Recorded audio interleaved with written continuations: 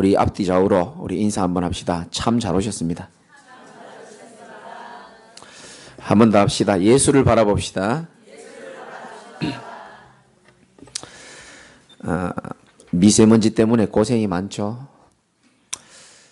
지난주에 이렇게 좀 심했잖아요, 미세먼지가. 그러니까 심한 날 제가 또 마스크를 안 끼고 또 이렇게 교회 쪽으로 걸어오는데 오른쪽에는 어떤 아저씨가 또 담배를 피는 거예요.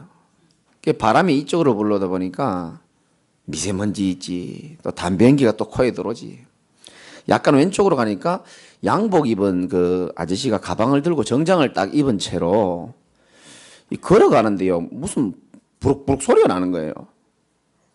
걸어가면서 이분이 방귀를 뀌시는 겁니다. 근데요, 제가 얼마나 웃을 수밖에 없는지, 아니 그렇게 가능한지 모르겠어요. 한 걸음 내딜 때마다 뿌럭뿌럭뿌럭 이쪽에 담배 연기, 미세먼지, 방구 냄새. 내가 호흡을 어떻게 해야 될지 모르겠는 거예요. 야, 이건 뭐 어떻게 살아야 될지 모르겠어요. 제가 왜 이 얘기를 하냐 하면은 오늘 본문에 있는 이 내용이 바로 지금 히브리서 기자가 예수를 바라보자 그러는데, 지금 제가 아까 겪었던 그 상황이 지금 이 시대의 사람들 똑같은 상황이에요. 너무 핍박도 많고 너무 몸과 마음도 지쳐있고 살 길이 없는 것 같은데, 오늘 히브리서 기자 하나님 말씀 뭐라고 되어 있습니까? 예수를 바라보라 이렇게 말합니다. 여러분, 우리 인생이 돈도 바라보고 사람 바라보고 성공도 바라봐야 되겠지만 예수 바라봐야 되는 줄 믿으시기 바랍니다. 우리가 예수님 바라볼 때만 우리의 영혼이 살아나게 돼 있습니다.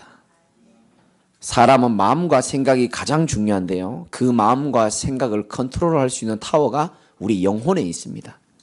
그래서 우리 영혼이 잘 돼야 마음 생각이 일단 여유가 있고 안정이 되게 돼 있고요, 마음 생각이 안정이 돼 있어야 내 입술에 나오는 말, 표정, 행동 다 바뀌게 돼 있거든요. 그 근원이 뭡니까? 영혼이 안식과 힘과 평안을 얻는 겁니다. 우리 영혼이 평안하고 안식을 얻을 수 있는 길은 하나님이 많은 방법을 만들어 놓지 않으시고 하나님을 만나는 예배 속에서, 말씀 속에서 우리가 그 축복을 누리는 줄 믿으시기 바랍니다. 왜 예수 바라봐야 되냐? 예수님이 바로 우리 인생의 빛이기 때문에 그렇습니다. 지금 많은 사람은 어둠 가운데 빠져 있습니다. 저를 비롯한 많은 사람들이 어둠 속에서 예전에 다 방황했거든요. 말 그대로 어둠입니다. 캄캄합니다. 캄캄한 거는요, 울어도 안 되고 노력해도 안 되고요, 소리 질러도 어둠이 떠나가지를 않아요. 우리 인생의 어둠은 착하게 살아도 안 되고요, 돈을 많이 번다고 해도 어둠은 안 떠나갑니다. 근데 성경은 기록하고 있어요. 어둠은 빛이 비쳐야 떠나간다고. 그 생명의 빛 되신 분이 바로 예수이기 때문에 예수님 바라보자라는 겁니다. 왜 예수님을 우리가 바라봐야 되냐? 왜 우리가 예수를 믿죠? 제가 아까 새가족 교육에도 얘기했잖아요. 우리는 종교 중에 하나가 아닙니다. 아니 이거 뭐 기독교 아닙니까? 그거는 종교학자가 분류해 놓은 것이지 우리는 종교 아닙니다. 종교는 하나님을 떠난 인생이 마음이 불안하고 공허하고 답답할 때 뭔가 불안해서 찾아가는 걸 보고 종교라는 겁니다. 그런데 복음은 다릅니다. 복음은 우리 인간의 힘으로 도저히 안 되기 때문에 하나님이 우리를 사랑하사 독생자를 우리에게 내어 보내주셨다는 겁니다. 너를 구원하기 위해서. 왜 우리가 예수 바라봐야 되냐? 예수님이 바로 우리 인생을 구원하신 유일한 구원의 길이기 때문에 그렇습니다. 예수님만이 새로운 살 길을 열어주셨고요, 예수님만이 그리스도가 됐기 때문에 우리가 예수님 바라보고 예수님 믿는 겁니다. 그리스도가 무슨 뜻입니까? 사단을 이겼고 재앙을 막았고 우리 인생에 새로운 살 길을 열어주셨다는 겁니다. 더 구체적으로 말씀드리면, 여러분 우리 인생의 문제는 제가 늘 강조하지 않습니까? 이 사람들이요, 인생 문제가 뭔지를 몰라요. 여러분 잘 보세요. 우리가 몸이 아프거나 다치면 병원에 가면 겉으로는 드러나지 않지만 속에 병이 드는 경우 있잖아요. 그러면 잘 모르면 우리 병원에서 뭐 찍자 그러잖아요. 뭐 찍자입니까? MRI 찍자 그러잖아요. 엑스레이 찍어도 안 되면 MRI, CT 촬영하자 그럽니다. MRI를 찍어봐야 정확한 원인을 알 수 있잖아요. 겉으로는 잘 몰라요. 우리 인간의 문제는요, MRI를 찍어도 엑스레이를 찍어도 촬영이 안 되게 돼 있습니다. 하나님이 MRI를 통해서 정확한 육신의 질병을 체크할 수 있는 것처럼 하나님은 성경을 통해서만 인간의 문제의 정확한 원인을 말씀하고 있고 해답을 말하고 있는 겁니다. 교회는 그걸 말하는 게 교회예요. 똑바로 살아라, 착하게 살아라, 열심히 살아라, 죄 짓지 말고 살아라, 술, 담배 하지 마. 그게 아니고요. 하나님 떠난 인생이 하나님 떠나서 방황하는데 하나님 만날 수 있는 길을 말해주는 게 교회라니까요. 우리 인간이 하나님을 떠나서 공허하잖아요. 우리 인간이 하나님을 떠나서 불안합니다. 우울합니다. 방황합니다. 왜? 하나님 만나면 되는데 하나님 만나는 길을 가르쳐 주질 않아서. 그런데 우리가 왜 예수를 믿냐? 하나님 떠나서 정신 못 차리고 방황하고 공허하고 불안한 인생에 하나님 만나는 길로 예수님이 오신 겁니다. 내가 곧 길이요 그랬습니다. 진리요 생명이니 나로 말미암지 않고는 아버지께로 올 자가 없다 그랬습니다. 여러분, 죄로 인하여 우리 인류의 조상이요 원숭이가 아니고요, 무슨 외계인이 아니고요, 우리 인류 최초의 조상인 아담과 하와가 지은 죄, 그 죄로 인하여 우리 모든 죄가요 우리에게 전가되었습니다. 우리 부모님 조상을 통해서 DNA만 받는 게 아니고요, 영적인 저주, 대물림, 죄, 저주, 다 대물림 됩니다. 이 죄 문제 해결이 안 된단 말이죠. 이건 종교로도 안 돼요. 죄인이 죄인을 구원할 수 없기 때문에 사람의 힘으로 안 된다는 것을 하나님이 아시고 자기의 독생자를 십자가에 죽기까지 하면서 우리를 건져내 주신 겁니다. 눈에 안 보이는 마귀가요, 저는 이 자리에 계신 분들에게 정말요 하늘 가지고 얘기합니다. 왜냐, 저는요 여러분에게 공부해서 배워서 어떤 설교를 하는 게 아니에요. 여러분에게 눈에 안 보입니다. 마귀. 보이는 사람도 제가 많이 만나봤습니다. 귀신 소리 듣는 사람도 있습니다. 오늘 이 자리에 왔는지 모르겠지만 우리 재영이가 그러더라고요. 목사님, 자기는요 순간순간 불안하대요. 그 대화하다 보면 계속 뒤로 쳐다봐요. 누가 날 죽일 것 같아가지고. 저도 옛날에 정신문제가 있어서 그거 이해하거든요. 눈에 안 보이는 마귀가 네 마음에 불안을 심겨주고 염려를 심겨주고 그렇게 하는 것이다. 그래서 불안 문제가 아니다, 재용아. 여러분, 사람들이요, 제가요 가정상담만 지금 십몇 년 하잖아요. 집집마다 가보면요 다 문제가 있어요. 근데 문제의 진짜 원인은요 아무도 모릅니다. 왜? 가르쳐주는 사람이 없기 때문에. 그냥 우리 남편의 도박이 문제라는 거예요.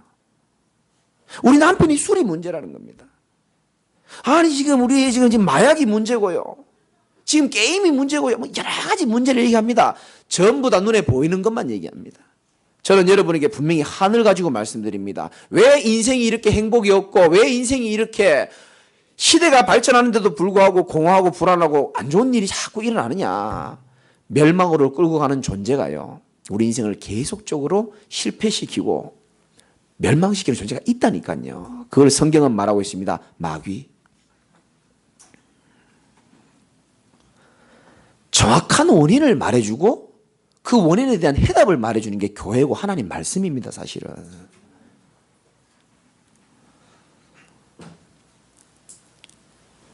왜 우리가 이렇게 행복이 없습니까?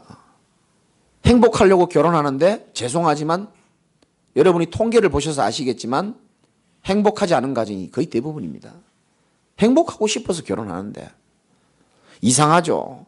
너무너무 살기 좋아지고 먹기고 살기인데 부족함이 없는데도 불구하고 이상하게요 과학도 발전하고 의학도 발전하고요 모든 것이 다 발전하는데 이상하게 행복이 없습니다.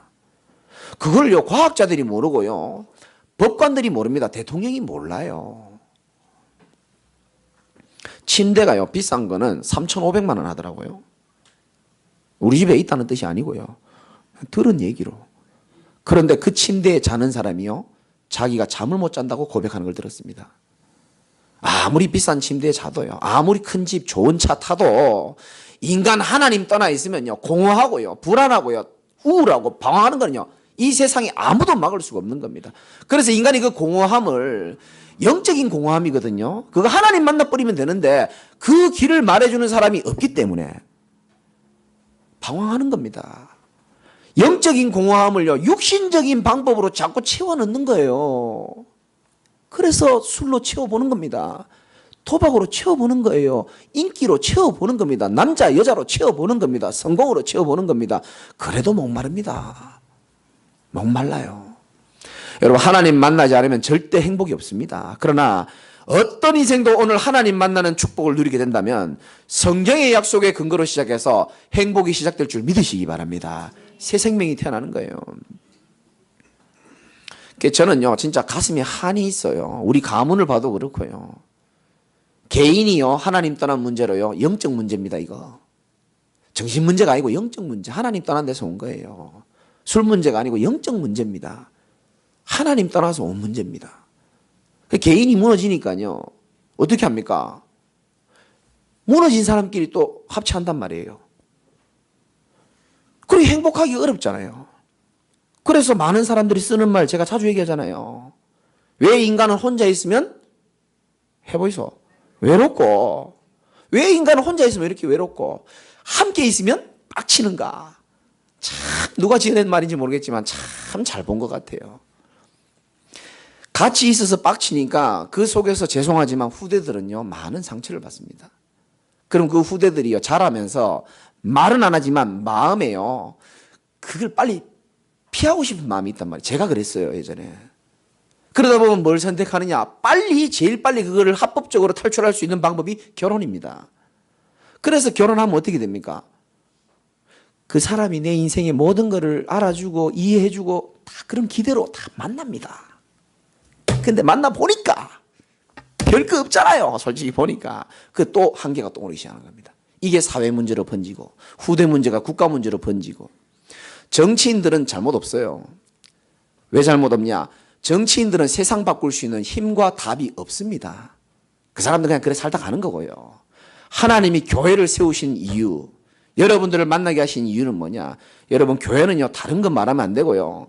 지금도 행복이 없어서 인생에 답이 없어서 죽어가는 자에게 하나님 만나면 될 수 있다고 말하는 게 바로 교회인 줄 믿으시기 바랍니다. 하나님은 그걸 가장 기뻐하시는 거예요. 근데 이 복음이 너무 오해가 되어져 가지고요, 생명의 말씀을 전하기보다는 자꾸 비본질적인 걸 말하다 보니까 이 복음이 자꾸 종교화가 되어지는 겁니다. 이게 지금 유럽 교회가 문을 닫는 이유고 한국 교회들이 무너진 이유가 바로 여기 있는 겁니다. 저와 여러분들은 정말로 예수 그리스도의 복음을 온전히 깨닫고 하나님의 사람으로 최고로 쓰임받기를 주님의 이름으로 축원합니다. 꼭 가족들에게 얘기하세요. 이제 우리가 40일 집중이 시작됩니다. 이건 뭐 하는 건지 아십니까? 우리가 40일 뒤에 부활절이 있습니다. 부활절날 그냥 뭐 감사헌금 좀 하고 뭐 꽃 좀 달고 그런 거 말고요. 정말요, 죽어가는 사람들, 정말 한 번만 들어보면 저 사람 살 수 있는데, 정말로 저 사람에게 구원의 길인 복음을 말해주면 되는데, 그 사람 살리기 위하여 우리가 기도하는 시간표거든요. 집중해서 그 사람들에게 얘기하세요. 시계가 고장나면은 시계를 가장 잘 고치는 건 누굽니까? 시계를 만든 사람이에요.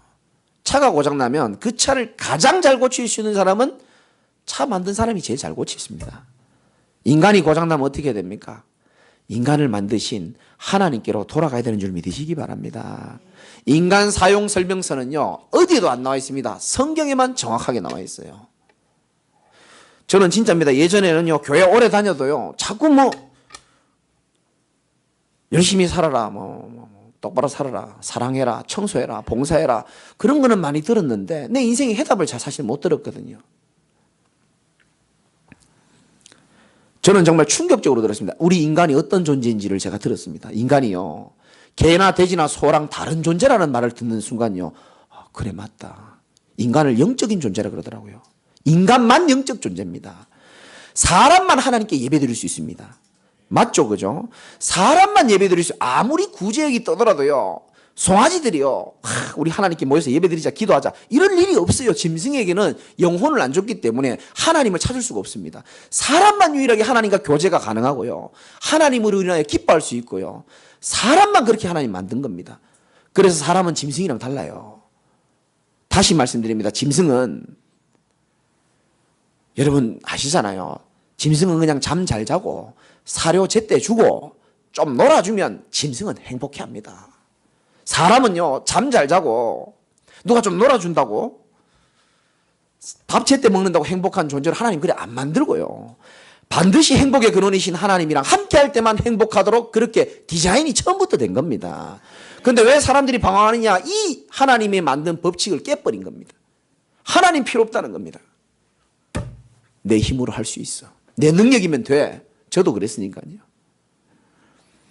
그래서 여러분 삶에 문제 오는 게 문제가 아닙니다.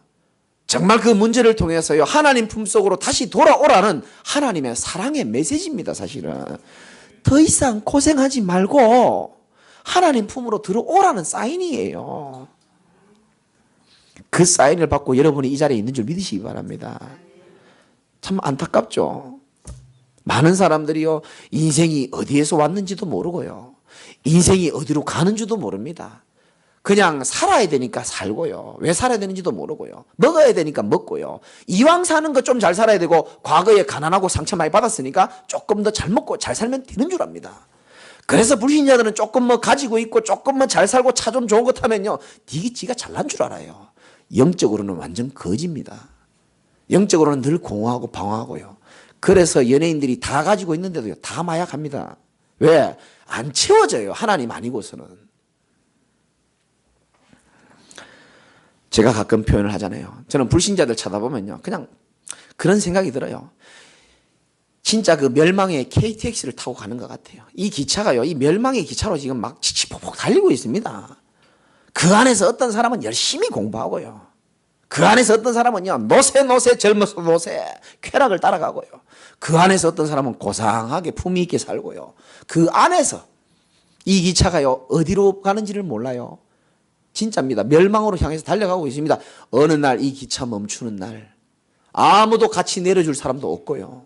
내가 가지고 있는 것들이 아무 소용이 없다는 것을 언제 깨닫느냐? 죽음 앞에서 많이 깨닫더라고요. 살아있을 때만 구원의 기회가 있고 살아있을 때 하나님 만날 수 있는 축복이 있는데, 여러분들이 일생일대에 그리스도 만난 것 행복으로 여기시기 바랍니다. 정말 이건 행복입니다. 축복이고요. 옆에 분 한번 축복합시다. 예수만 바라봅시다. 하나님이 세상을 이처럼 사랑하사 독생자를 주셨으니 이는 저를 믿는 자마다 멸망하지 않고 영생을 얻게 하려 함이라 그랬거든요.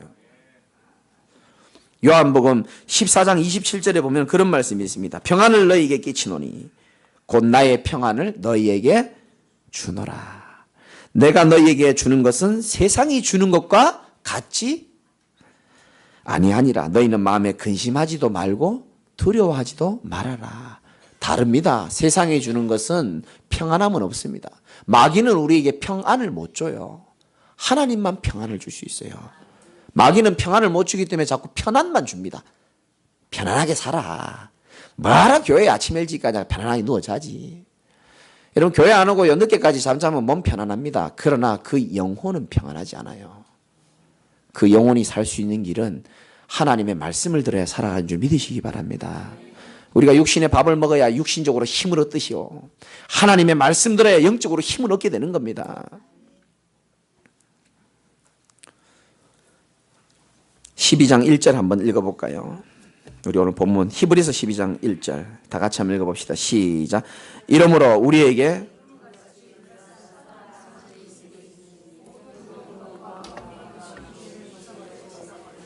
인내로서 우리 앞에 당한 경주를 하며 아멘. 이러므로 지금 힘든 상황이거든요. 이 시대가.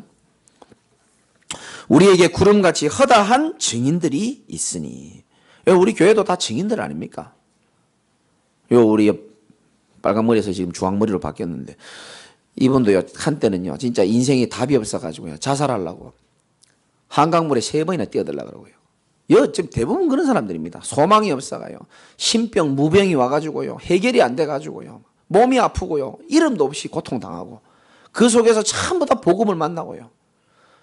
그러고 보이지 않게 중독자들 많잖아요. 아멘. 중요하지 않습니다.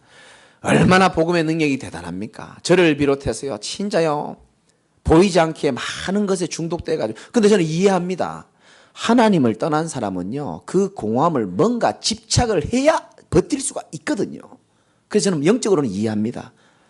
그런데 여러분들이 이해하시면서도 믿어야 될 사실은 오직 예수 그리스도가 우리의 중독의 문제를 해결할 뿐만 아니고 이제는 여러분의 인생이 복음 중독의 인생으로 살아갈 것을 믿으시기 바랍니다. 걱정할 필요 없습니다. 모든 무거운 것과 우리 삶이 얼마나 무겁습니까? 수고하고 무거운 짐을 지고 사는 거예요. 내 혼자 나 스스로도 문제 있지만 또 가족도 짐이 있잖아요. 이 무거운 짐을 저도 이렇게 살았거든요. 내가 예수님 만나고 참 좋은 것은 내 짐을 맡길 수 있는 곳이 있어서 난 너무 편한 거 있죠. 저는 요즘에 그래서 합니다. 하나님이 내 인생 알아서 하십시오. 얼마나 편한지 몰라요. 전에는 능력도 없는 주제예요. 내가 내 인생 알아서 하려니까 얼마나 힘든지 몰라요. 오늘 여러분의 모든 무거운 것들을 예배드리면서 하나님 앞에 다 내려놓고 가시기를 주님의 이름으로 축원합니다. 모든 무거운 것과 얽매이기 쉬운 죄를 어떻게 하라고요? 벗어버리고 도움 안 되는 것들요 다 벗어버리십시오. 과거의 옛을 다 벗어버리고요. 2절에 보니까 믿음의 주여 또 온전하게 하시는 이는 뭐라고요? 예수를 바라보자. 예수님만 여러분의 삶을 온전하게 할 수 있습니다. 그분은 그리스도고 그분은 하나님이기 때문에 우리 인생은 아무리 인간의 힘으로 해도 온전해지지 않습니다. 되는 것처럼 보이죠. 하나님이 도와주셔야 우리 인생이 온전하게 되는 거예요. 그는 그 앞에 있는 기쁨을 위하여 뭐 했습니까? 십자가를 참으사. 하나님은 정말로 이 땅에 인간의 몸으로 오셔가지고 십자가를 참으시고 우리에게 기쁨을 안겨주기 위하여, 우리 죄 문제를 해결하기 위하여. 여러분들도 마찬가지입니다. 이거요, 복음을 전하고 하나님 안에서 살아가도 때로는 우리에게요 핍박과 환난이 올 수도 있어요. 정말입니다. 아니 목사님, 불신자들은 내버려둬도 잘 지가 알아서 하는데 왜 우리는 교회 다니는데 이렇게 힘듭니까? 당연하죠. 불신자들은요 하나님이 가장 큰 벌인 내버려두는 겁니다. 별일 안 일어납니다. 내버려둡니다. 그래서 한계 오면 하나님 찾으면 정말 다행이고요. 그런데 우리 신자들은요 때로는 복음을 전하다 보면요 이 마귀가 살아있기 때문에 우리를 자꾸 이렇게 방해하고 이 일을 못하게 합니다. 속지 않으시기를 주님의 이름으로 축원합니다. 예수님이 십자가를 참으셨습니다. 여러분도 영광과 열매와 하나님이 행하시는 일을 보기 전까지는 낙심도 하지 마시고 인내하시고 하나님 주신 힘으로 승리하기를 주님의 이름으로 축원합니다. 꼭 여러분이 기억하시고 6절 한번 읽어봅시다. 시작. 주께서 그 사랑하시는 자를 징계하시고 그가 받아들이시는 채찍질 하심이라 하였으니. 자, 요 징계에 대한 얘기만 하고 마칠게요. 징계가 어떤 의미냐면 몇 가지 의미가 있는데 말 그대로 우리가 부모가요 자식을 징계할 때 있죠. 사랑하니까 징계하잖아요. 사랑하지 않으면 지 알아서 살게 내버려 두지만. 그러니까 어쩌면 우리의 인생이 바른 길로 가지 않을 때 하나님이 징계할 때가 있어요. 하나님을 모르는 사람이 자꾸 사람 바라보고 돈 바라보고 성공을 향해서 자꾸 가면 하나님이 징계할 때가 있습니다. 하나님의 사람도 마찬가지고요. 그래서 예수를 바라보자 그랬는데 여러분 사람 바라보지 마세요. 성경에는 사람을 바라보란 말이 없습니다. 사람은 연약해요. 사람은 바라볼 대상, 믿을 대상이 아니고 도와줘야 될 대상이라고 말씀은 분명히 말하고 있습니다. 그래서 우리 인생을 주관하시는 하나님 예수 그리스도만 바라보시기 바랍니다. 그래서 때로는 우리가 바르지 않을 때 하나님 안 붙잡고 다른 것 붙잡고 열심히 살아갈 때 하나님이 징계를 줄 때 있어요. 또 두 번째 의미는 약간 훈련의 의미가 있습니다. 하나님이 여러분들 다 쓰시려고 준비하고 있는데 여전히 그 옛날 그 하나님 안 만났을 때 체질을 갖고 있거나 예틀이 그대로 남아있을 때 하나님이 약간 불순물 뺀다고 조금 징계할 때가 있고 훈련을 하실 때가 있어요. 저도 여러분들 지금 만나서 참 다행입니다. 제가 훈련 안 됐을 십몇 년 전에 만났으면 여러분은 엄청 고생했을 거예요. 진짜입니다. 근데 하나님이 여러분 참 사랑하셔서 철없을 때, 물론 지금도 철이 좀 없지만 완전 철없을 때 안 만나게 하시고요. 그래도 많은 훈련 속에서요. 전도자 만난 거 감사하시기 바랍니다. 아멘 하신 분들 축복받으시기 바라고요. 그러니까 훈련의 의미가 있는 겁니다. 여러분을요, 자꾸 단련시키는 겁니다. 망치로 때리고 불로 가열하고 하나님 나를 죽이려고 합니까? 아니에요. 단련의 불은 나를 태우는 게 아니고요. 나를 꽁꽁 묶고 있는 그 밧줄을 다 태워주는 겁니다. 너를 자유케 해주려고. 네가 온전한 사람이 되게 하려고. 그래서 결국은 훈련의 의미가 있고 또 한 가지 의미는 뭐냐면 이스라엘 백성들이요, 복음을 놓칠 때마다 하나님이 징계가 왔어요. 전도와 선교를 놓칠 때마다 하나님이 징계하셨습니다. 이거 꼭 기억해. 우리 사명자들은 이걸 꼭 기억해야 됩니다. 또 한 가지 구약 성경에 보면 감사 놓칠 때 징계가 왔습니다. 요 세 가지 꼭 기억하셔야 됩니다. 복음 놓칠 때, 전도와 선교 놓칠 때, 감사를 놓칠 때 하나님이 징계하신다 그랬습니다. 근데 징계가 우리에게 축복이 되는 것은 10절에 나오죠. 그들은 잠시 자기 뜻대로 우리를 징계하였거니와 오직 하나님은 우리의 뭐를 위하여? 유익을 위하여 그의 거룩하심에 참여하게 하시느니라. 그래서 징계가 없으면 사생하라 그랬잖아요. 이게 사실은 축복입니다.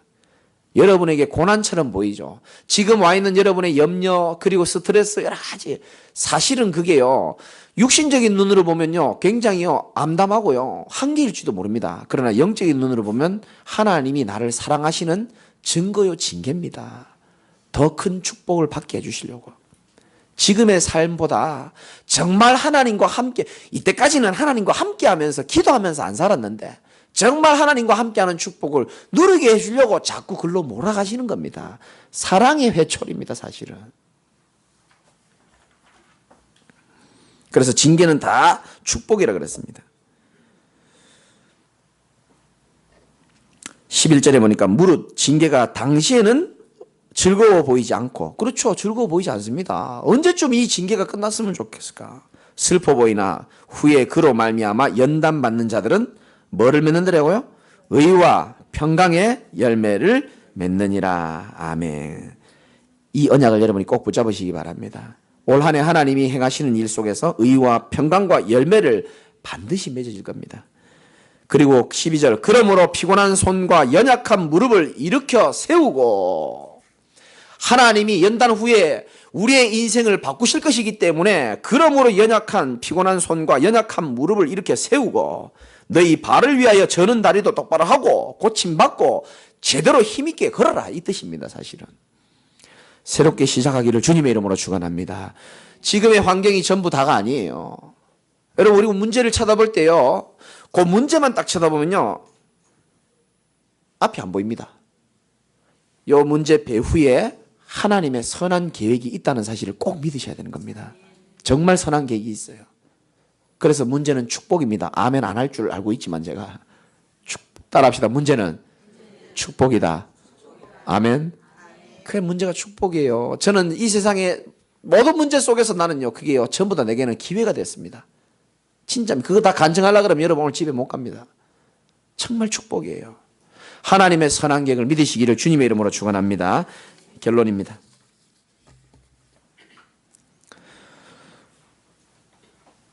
이제 역전되리라 라는 찬양이 있습니다. 우리 청년이 저한테 어제 찬양을 하나 보냈는데 제가 너무 힘이 되더라고요. 제가 이제 카톡방에 올려줄 건데요, 가사가 이래요. 기도를 멈추지 말라. 눈앞의 상황이 마음을 눌러도 원망치 말라. 너의 입을 지켜라. 저들은 너의 입을 보고 있다. 마음을 빼앗기지 마라. 너 기도를 멈추지 마라. 내가 너의 그 모든 상황을 바로 역전시키리니. 아멘입니까? 너 기도를 멈추지 마라. 내가 너의 그 모든 상황을 바로 역전시키리니. 너 기도를 멈추지 마라. 내가 잠시도 쉬지 않고 모든 것을 지켜보고 있다 그랬습니다. 저는 이 찬양하는데요, 오늘 예배 끝나면 한번 누가 틀어주시기 바랍니다. 너무 은혜되는 거 있죠. 그렇구나. 눈을 만드신 하나님은 나를 눈동자같이 지켜보고 계시고, 귀를 만드신 하나님은 나의 고통 속에 부르짖는 신음소리도 하나님은 다 들어주시는 분입니다. 여러분, 예수만 바라보고 하나님이 역전시킬 시간표를 믿고 승리하는 여러분 되시기 바랍니다.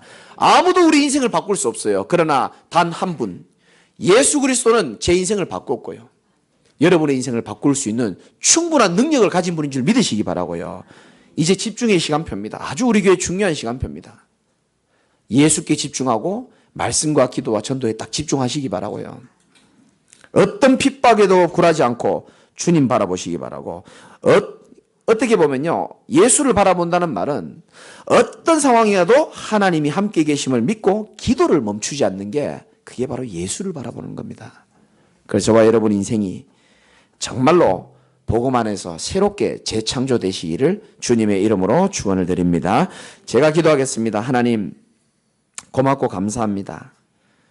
소망이 없고 희망이 없고 남에게 말할 수 없는 많은 어려움과 아픔이 우리 모든 성도들에게 있었지만, 지금은 그게 아픔이 아니고 슬픔이 아니라 나를 하나님의 품으로 끌어당기는 하나님의 사랑의 손길임을 깨닫고, 이제 내가 받은 이 복음의 축복을 나도 누리고 많은 사람에게 전달할 수 있는 가장 아름다운 인생 될 수 있도록 역사하여 주시옵소서.